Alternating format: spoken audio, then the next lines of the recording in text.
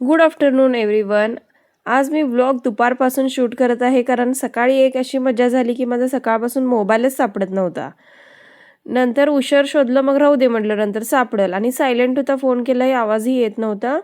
मग नंतर सापडला, ते वेदूच्या ब्लँकेट खाली होता. असंच होते ना मज्जा तुमची पण, की तिथंच ठेवलेला असतो मोबाईल पण आपल्याला सापडत नाही. तर सकाळची ही सगळी कामं आवरून घेतली, सगळं झालेलं आहे. आता स्वयंपाक झाला आहे, भांडी धुतलीत, किचन कट्टा आवरलेला आहे, लोटून फरशी सगळं आवरलेलं आहे. माझी रूम तेवढे क्लीन करायची राहिलेली आहे कारण आज मी ठरवलं आहे की डीप क्लीन करायचं रूमचं माझ्या. मी रूम कशी क्लीन करते हेही दाखवेन तुम्हाला आणि माझ्या रूमचा एक टूरही होऊन जाईल. माझ्या मुलाची कपडे कशी ठेवते आणि कसं झालं आहे की सकाळपासून रूम क्लीन केली नाही, त्यामुळे सगळा पसारा पडलेला आहे. बेडशीटही धुतलेलं आहे, तेही हंतरायचं आहे. सकाळी यांचे कपडे इस्त्री केले, तेही इस्त्रीचे सामान तिथंच पडलेलं आहे. आणि वेदांची कपडे. तर मी कसं रूम डीप क्लीन करते हे तुम्हाला मी या व्लॉगमध्ये दाखवते. हे बघा मॅट्रेस प्रोटेक्टर आहे. हे बघा माझी रूम अशी अस्तव्यस्त झालेली आहे सगळं. आणि बेडशीटही धुतलेलं आहे, आता तेही हंतरायचं आहे. पहिला मी हंतरलं म्हणजे बेडशीटच पहिला हंतरलं, त्याच्यानंतरनं ठेवले पिलो. त्यानंतर इकडचा कॉर्नर बघा, इथं बॉक्स आहे. त्या बॉक्समध्ये आम्ही आमची नवीन चप्पल वगैरे ठेवतो, ह्यांचे शूज वगैरे किंवा बाहेर जाताना जे घालतो, कार्यक्रमात जे घालतो तेही सगळं ठेवून वर लॉफ्टवर ठेवायचं आहे. ते बॉक्स परवा आम्ही काढलेलं ते तसंच राहिलेलं आहे. तर मी पहिला घेतलं झाडूनं पहिला सगळं रूम स्वच्छ लोटून घेतलं, बेडशीट हांतरून घेतलं आणि वेदांचे हे ब्लँकेट दुपटा आहे हेही घडी घालून ठेवलं बेडशीटवर.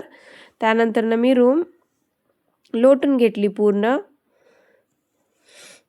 अशी बघा ही रूम मी क्लीन करून घेतली. असं 8 दिवसातनं कधी तर मी करते. रेग्युलरचं लोटून फरशी हे मी करतच असते. खिडकी वगैरे किंवा ड्रेसिंग टेबल वगैरे रेग्युलर हे पुसतच असते. फक्त कपाट वगैरे मी असंच ओलं कापड न वापरता सुक्या कापडानं असंच धुरळा असेल तर पुसून घेते. पण मी आज डीप क्लीन करायचं ठरवलेलं आहे. हे मी सगळं लोटून घेतलं पहिला. असं जास्त धुरळा नसतो बेडरूममध्ये कारण खिडक्या वगैरे बंदच असतात. रूमचं डोअर पण बंद असतं, जास्त असं काही घाण नसतं. हे बघा मी असं लोटून घेतलं पहिला. छोटीशीच बेडरूम आहे, आम्हालाही अपुरी पडत आहे. पहिला आम्ही दोघं होतो तेव्हा काय वाटलं नाही, वेदांत झाल्यापासून थोडंसं अपुरी पडत आहे. हे माझ्या लग्नाच्या आधी बांधलेलं आहे घर आणि बेडरूम, त्यामुळं त्यांना कसं आवडते तसं फर्निचर केलं आहे. सगळ्या रूममध्ये एकसारखंच फर्निचर आहे, काही बदल नाही आहे. आणि आम्ही काही लग्न झाल्यावर बदलही केला नाही कारण हे बोललेत की आपण रूमच पहिला मोठी करून घेऊया, नंतर आपण एक्स्ट्रा फर्निचर वगैरे घेऊया. आता फर्निचर एक्स्ट्रा घेतलं तर रूममध्ये ठेवायलाच जागा नाही. हे बघा असं मी पहिला लोटून घेतलं सगळं. लोटून घेऊन त्यानंतरनं मी एक कापड घेतलं आणि नॉर्मल पाणी घेतलं. ओलं कापड करून सगळं फर्निचर पुसून घेतलं. हे आहे ड्रेसिंग टेबल. हे पहिलं असं नॉर्मल पाण्यानं मी ओलं कापड करून सगळं पुसून घेतलं. हे बघा ड्रेसिंग टेबलची काच.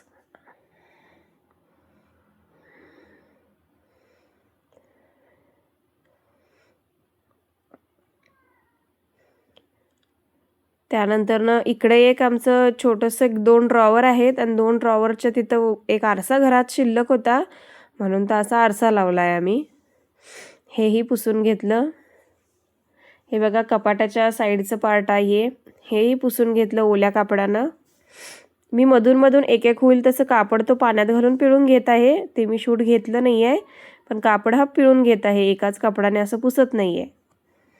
हे बघा हेही साईडचा पार्ट क्लीन करून घेतला. त्यानंतरनं कपाट, एक साईड माझं कपाट आहे, एक साईड यांची कपडे आहेत, एक साईड माझी कपडे आहेत. आणि वेदांसाठी ते छोटं आम्ही कपाट मागवलं आहे, त्याच्यामध्ये वेदांचे कपडे, शर्ट, चड्डी, त्यानंतरनं बाहेर घालायचे कपडे सगळं बसलं आहे त्याच्यामध्ये. आणि वर असं कपाट आहे, त्याच्यामध्ये आम्ही त्याचं पावडर, बॉडी लोशन वगैरे सगळं ठेवलेलं आहे. हे कपाट मी ओल्या कपड्यानं असं क्लीन करून घेतलं. हे बघा आता हे असं क्लीन झालं ओल्या कपड्यानं. फर्निचर ओल्या कपड्याने पुसू नये म्हणतात, तरीही मी पुसते. मला ओल्या कपड्यानं पुसल्याशिवाय स्वच्छ झाल्यासारखं वाटतच नाही, धुरळा हा जातच नाही. हे साईडचं बेडच्या जे साईड आहे वरच्या साईडला आहे तेही मी क्लीन करून घेतलं. हे बघा बेडच्या साईड आमच्याच रूममध्ये फक्त ड्रॉवर आणि टेबल लॅम्प टेबल काय म्हणतात त्याला ते केलं नाही आहे आमच्याच रूममध्ये. बाकी सगळ्या रूममध्ये आहे. ते राहिलेलं शेवटी लॉकडाऊन पडला त्यामुळे ते राहूनच गेलं. हे बघा दरवाजाला हे काहीतरी डाग पडलेले आहे, तर मी स्क्रबर घेतला, भांडी घासतोय त्याचा, आणि त्या स्क्रबरनं घासून घेतलं. घासून घेऊन परत त्या ओल्या कपड्यानं पुसून घेतलं. ते 2-3 वेळा कापड पिळून घेतलं आणि त्या ओल्या कपड्यानं पुसून घेतलं. सगळे डाग गेले. कशाच तर डाग लागलेला असतात, आपल्याला रेग्युलर दिसत नाही, पण क्लीन करायला घेतलं की भरपूर काम येतं आपल्याला. हे असं ओल्या कपड्यानं मी पुसून घेतलं. 2-3 वेळा कापड पिळून घेतलं आणि स्वच्छ डोअर क्लीन करून घेतलं. कढीही मी क्लीन करून घेतली सगळी. हे बघा डोअर असं क्लीन करून घेतलं. त्यानंतर मी घेतलं असं बॉटलमध्ये फिल्टरचं पाणी घातलं, त्याच्यामध्ये घातलं लायझॉल किंवा शॅम्पूही घालू शकताय तुम्ही. असं हे नॅपकिनसारखं एक कापड मिळतं क्लिनिंगसाठीच, हे आहे खास कापड. ते आम्ही विकत आणलेलं आहे. त्यानं मी हे पहिला ग्लास पुसून घेतला. आता त्याच्यानंतर ग्लास बघा किती क्लीन दिसतो बघा यानं पुसल्यानंतर ग्लास. त्यानंतर तुम्ही बघू शकताय बघा मी व्हिडिओ केला एक. हे बघा ग्लास बघा किती क्लीन दिसतो. तसंच मी सगळं कपाटालाही स्प्रे मारलं. त्यानंतरनं पुसून घेतलं. पहिला ओल्या कापडानं पुसून घेतलं म्हणजे धुरळा जाऊ दे म्हणून, आणि नंतर आता स्वच्छच आहे. फक्त हे लायझॉलच्या पाण्यानं आणि त्या नॅपकिननं पुसून घेतलं. ते नॅपकिन असं आहे की सगळं पाणी ओढून घेतलं, जरासुद्धा फर्निचरवर पाणी राहत नाही आणि डागही राहत नाहीत त्यांनी.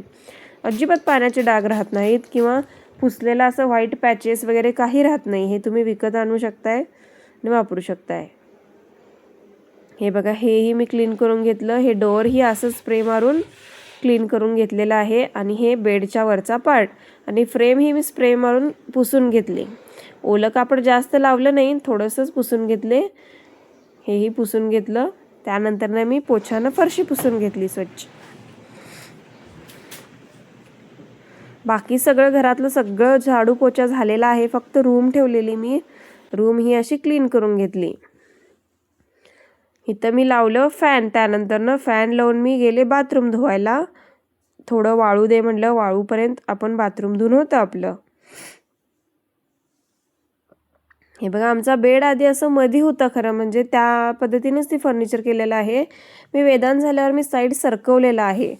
मधी होता आणि इकडे एक आणि इकडे कसं आम्ही छोटंसं टेबल ठेवलेलं, काय पण मोबाईल वगैरे चार्जर वगैरे ठेवायला आपलं. हे बघा मी वेदांतचे ब्लँकेट दुपटी इथंच मी घडी घालून ठेवते, कारण सारखं लागतं आणि वेदांत तिथेच झोपतात. आता दुपारी झोपणार पण आहे म्हणून ती वरच ठेवले. कपाटात ठेवलं तर सारखं काढायला लागतं, सारखं ठेवायला लागतं आणि सारखं हे आम्ही रोज धूत पण असतोय मी. हे बघा इथंच ठेवते मी हे सगळं घडी घालून बेडवरच, आणि तो इथंच झोपतो त्यामुळे इथं त्याला लागतं सगळं. हे बघा ही विंडो मी क्लीन करून घेतली. ही विंडो बघा, आमच्या विंडोमधून बाहेरचा नजारा बघा. इथंही खूप छान आहे. हे आमच्या घराची मागच्या साईडची बाजू आहे. हे तुम्हाला दाखवते. पूर्ण हिरवगार आहे. एवढं सकाळी उठल्या खिडकी उघडल्या एवढं छान वाटतं, एकदम फ्रेश वाटतं हे सगळं हिरवळ बघून. इथं थोडंसं ही जाळी फाटलेली आहे, मी असं काहीतरी लावलेलं आहे चिकटपट्टी लावून. हे बघा मिरर किती क्लीन झालेलं आहे. हे आहे वेदांचं कपाट. हे ड्रेसिंग टेबल आहे आणि ही मशीन मी नवीन घेतलेली आहे ऑनलाईन. ही मशीन आता ह्याची जागा अजून मी फिक्स करणार आहे. तात्पुरतं तिथं ठेवलं आहे. उचलू शकते मी, उचलून क्लीन करते. क्लीन झाडू पोछा झाल्यानंतर आणि परत तिथं खाली ठेवते. हे बघा अनेक विंडो आहे माझ्या रूमला. यातनं पण बघा पूर्ण रस्त्यावरचं दिसतं, पूर्ण घरात कोणी आलंय का दिसतं. हे आमचं शेड आहे म्हशीचं. हे बघा साईडनं किती मस्त दिसतं, पूर्ण रस्त्यावरचं दिसतं या विंडोमधून. मी सकाळी उठल्या पहिला पडदे उघडल्या हे नजारा बघून मला एवढं फ्रेश वाटतं.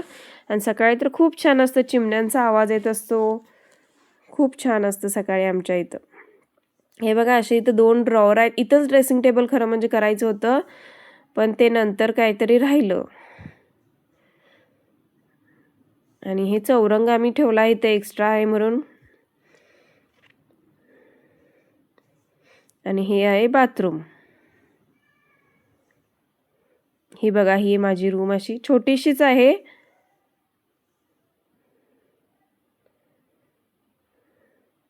हे म्हणलेत की आपण रूम पहिला मोठी करूया आणि फक्त परत फर्निचर वाढवूया, शोच्या वस्तू वगैरे घेऊया. आणि मला जास्त शोच्या वस्तू असं रूममध्ये आवडत नाहीत. जेवढं रूम रिकामे असेल तेवढं मला छान वाटतं. एकदम जास्त भरलेले नको वाटते. आधीच आपलाच पसारा असतोय, त्यात आणि शोच्या वस्तू आणि कुठं ठेवायच्या. काही शोच्या वस्तू आहेत आमच्या घरी, पण त्याला वेगळे कपाट आहेत, वेगळं शोकेस आहे, TV युनिट आहे, तिथं आम्ही ठेवतो.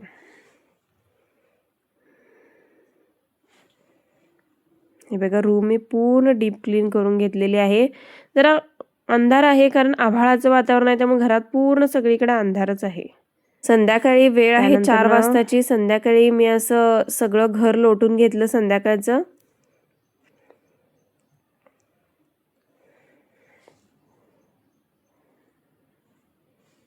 संध्याकाळचं असं सगळं घर लोटून घेतलं. हे सोफ्यावरही दिवसभर सगळे बसून वेदांत पळतो सगळीकडे, त्यामुळे हे कवरही विस्कटतं. हेही सगळं झाडून हंतरून घेतलं.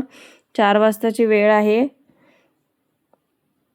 वेदांतही उठून जेवलेला आहे, खाल्लेला आहे. तोही खेळत आहे, तर तोही बाहेर खेळायला जातो. हे असं स्वच्छ लोटून घेतलं.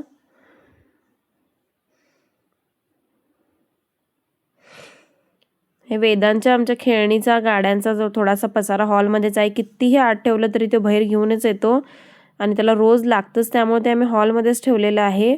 कधी पाहुणे वगैरे येणार असतील, हॉल मोठा असं म्हणजे जागा कमी पडत असेल तर आम्ही ते आत ठेवतो. याचं सगळं क्लीन करून घेतलं.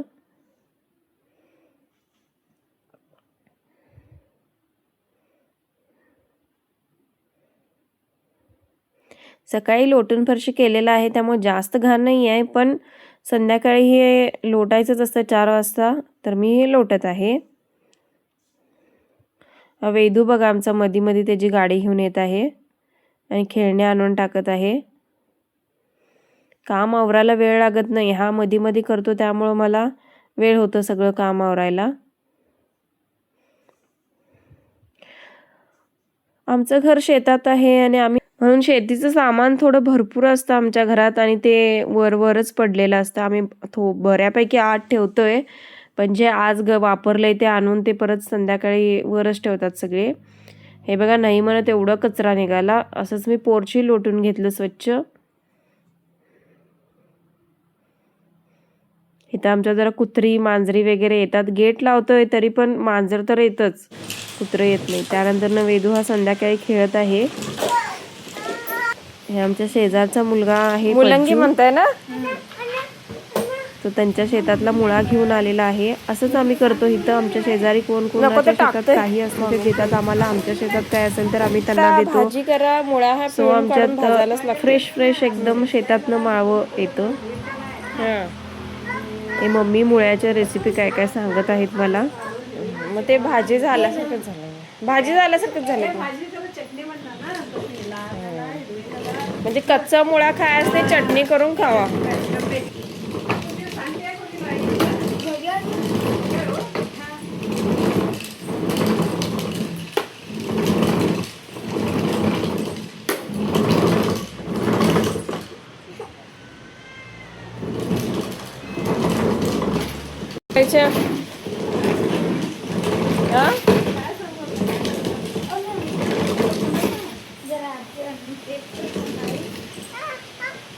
येते थांब येते.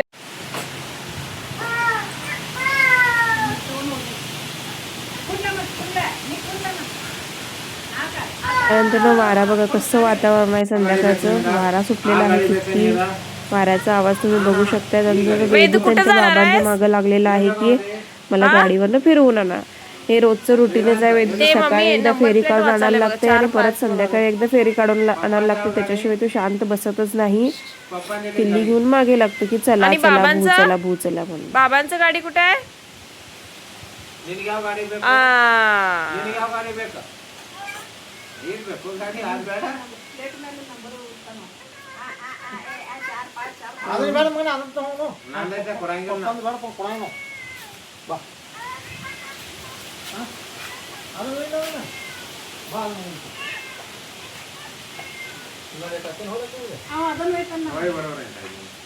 ह्याला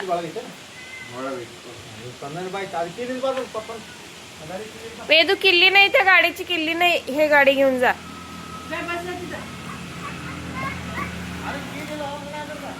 त्यात आणि त्यात काय फरक आहे? उगाच नाटक.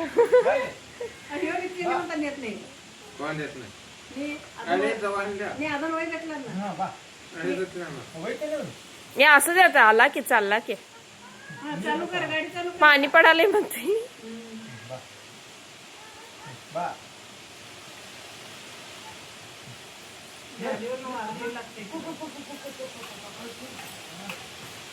वेदू गाडी चालू कर बघू, गाडी चालू कर आणि हॉर्न वाजव. हा गाडी चालू कर. हा छान छान. टाटा टाटा. तर वेदू गेला, त्यानंतर ना मी आले किचनमध्ये. किचनमध्ये आज केले असं डाळ लावलं आमटीसाठी, डाळीची आमटी. हे थोडंसंच ढबू मिरच्या आहेत, काही आमच्या घरात लोकांना ढबू मिरच्या आवडत नाही, सो मी त्यात बटाटाही घातला. बटाटा असं कट करून पाण्यात भिजवून पाण्यात ठेवलं लाल होतो म्हणून. आणि कांदा टॅमॅटो असं मोठं मोठं कट करून घेतलं. त्यानंतर ना मोहरी जिरंचा तडका, कढीपत्ता, लसूण घातलं आणि त्याच्यामध्ये कांदा आणि ढबू मिरची एकत्रच घातली. कांदा आणि ढबू मिरची एकत्र घालून परतून घ्यायचं. पूर्ण ढबू मिरची आणि कांदा शिजूस्तवर थोड्या वेळानं याच्यामध्ये बटाटाही घातला. बटाटाही असं परतून घ्यायचं. जरासं ते भाजूपर्यंत, सगळ्या तिन्ही गोष्टी भाजूपर्यंत परतून घ्यायच्या आणि थोडंसं झाकून ठेवायचं की 1-2 वाफ काढून घ्यायच्या त्याच्या. हे बघा जरासं भाजून झालं की त्याच्यामध्ये घालायचं टॅमॅटो ही भाजून घ्यायचं आणि थोडंसं वाफ काढून घ्यायचं 2. म्हणजे टॅमॅटो पूर्ण विरघळलं पाहिजे. त्यानंतर मी चटणी मीठ आणि कूट घातलं. चटणी मीठ आणि थोडंसं साखर, ढबू मिरचीच्या भाजीत कधी पण साखर घालायला विसरायचं नाही. आणि थोडंसं पाणी परतून घेतलं 1-अर्धा मिनिट आणि शिजायला ठेवलं. इकडं मी केली डाळीची आमटी, सिंपल डाळीची आमटी. जिरं मोहरी लसूणची फोडणी, कढीपत्ता आणि 2 टॅमॅटो घेतले. असं पूर्ण टॅमॅटो विरघळूपर्यंत असं पूर्ण भाजून घ्यायचं. त्यानंतर त्याच्यामध्ये आता हे बघा भाजलेलं आहे, शिजलेलं आहे बटाटा आणि ढबू मिरची. इकडे टॅमॅटो ही पूर्ण विरघळलेला आहे. असं पळीनं स्मॅश करून घ्यायचं टॅमॅटो भाजल्यानंतर, हे छान लागतं खूप. हे बघा असं. त्याच्यामध्ये आता चटणी घातली आणि कोमट पाणी आणि ती डाळ घातली. हे मी संध्याकाळचं जेवण केलेलं आहे रात्रीचं. की मुळा हे मगाशी दिलता ते चिरून दिला, असं कच्चा मुळा आमच्यात खातात. वेदूची रात्रीची गंमत बघा.